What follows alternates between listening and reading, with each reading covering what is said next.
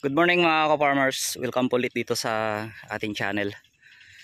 And schedule namin ngayon mga farmers sa pag-aabono dito sa tanim namin na kalabasa. Pang 10 araw na po na simula na itinanim o dinirect seeding.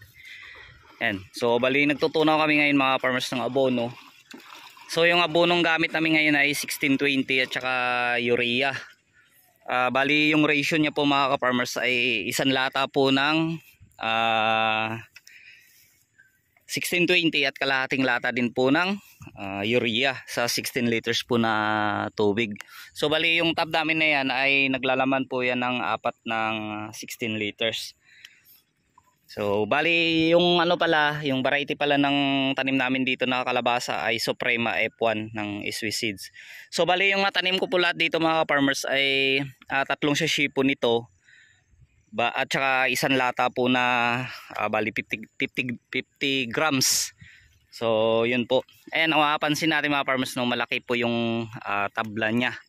So sinadya namin ito nalakihan yung kanyang tabla para mas maluwang po yung gagapangan niya.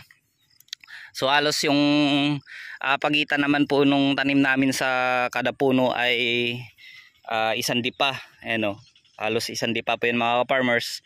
At yung tanim namin sa kada puno, sa kada butas ay tatlong buto. So meron naman pong dalawang tumubo, tapos merong apat. So yung karamihan kasi dyan mga farmers na may tumubo na apat na puno, yung pagtanim ko po ay akala ko hindi na po tutubo yung buto, pero tinanim ko pa rin, kaya nagkaganon, naging apat. So sa may 100% mga farmers na sa buto niya, siguro yung tumubo talaga nasa 95%. Maganda po yung tubo niya, yung tanim namin dito na kalabasa. So sa ulitin, pang 10 araw na po ng edad niya at nag-a-apply na po kami ng abono. So nagdadagdag na po kami ng urea dahil kasi pansin po dito sa area na to mga farmers ay kulang po sa nitrogen. Kaya nag-add na po kaagad kami ng urea sa abono. So dito lang po namin i-abono mga farmers sa gilid niya. So ingatan lang po natin na wag po mabasa yung kanyang talbos dahil pa yan, kaya pa yung ilan tanang abono. So sa mga nagtatanong nga pala kung pagkatapos namin mag-abono ay nagbabanlaw kami. So hindi na po kami mga ka-farmers nagbabanlaw dahil dito po sa lugar po namin ngayon dito sa Antique ay maulan-ulan.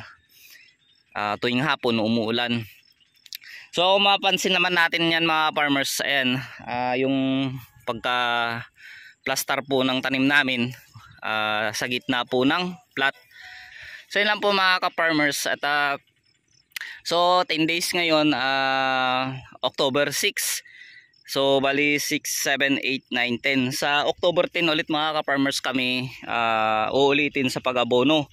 So pang 4 days niya po yun.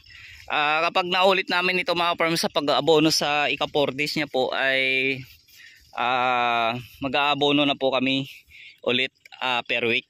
So per week na po yung abono namin. So yun, babalik tayo mga farmers sa kung bakit ganito po yung forma ng tanim namin na medyo mataas po yan. Ayan, sa taas na po yan ng plat, as tinaas pa po namin. So yung tawag po kasi namin dyan ay tapal, sa itaas po ng plat, nagano po kami ng lupa, sinandok po ng pala at tinapal. Tapos sa taas po kami nagtanim. Tapos nilagyan ulit namin nito ng lupa paikot, para po pag nag-abono, hindi po didiretso tatapon o aagos sa baba. Para yung abono niya ay dito lang po sa paikot niya kasi may harang po dito, So sinadya namin gawin ganyan mga ka-farmers dahil umuulan-ulan. So dito banda kasi yan nagkakaroon ng tubig hanggang doon. So dito sa dulo ay palay ko ito. Ito po yung second cropping ko, hanggang doon po yun sa dulo. Ayan, may bunga na rin po yung palay ko na yan. At dyan, sa kabilang area pa yan. So doon naman kahapon nagtanim na kami dyan ng sweet corn. So bali yan lang area muna. So ito pa yung walang tanim. At saka doon yung Ayun naman po yung area na tinamnan ko ng sili. Bali 5 plat po yun, pahaba. Yun. Yan po ganyang kalawak mga ka-farmers yung talungan. Ayan yung talong. Andun po yung mga sitaw namin tsaka pipino. Ayan. Itong area po to paikot mga ka-farmers. Ayan. So medyo malawak to, mahigit po kasi itong 1 hektarya. So yan lang po mga ka-farmers at i-update ko lang po kayo dito sa mga pangyayari dito sa mga tanim namin at saka tuwing mag-abono kami. And maraming salamat po sa lahat-lahat na sumusuporta po dito sa aking channel. God bless po sa lahat at saka happy farming.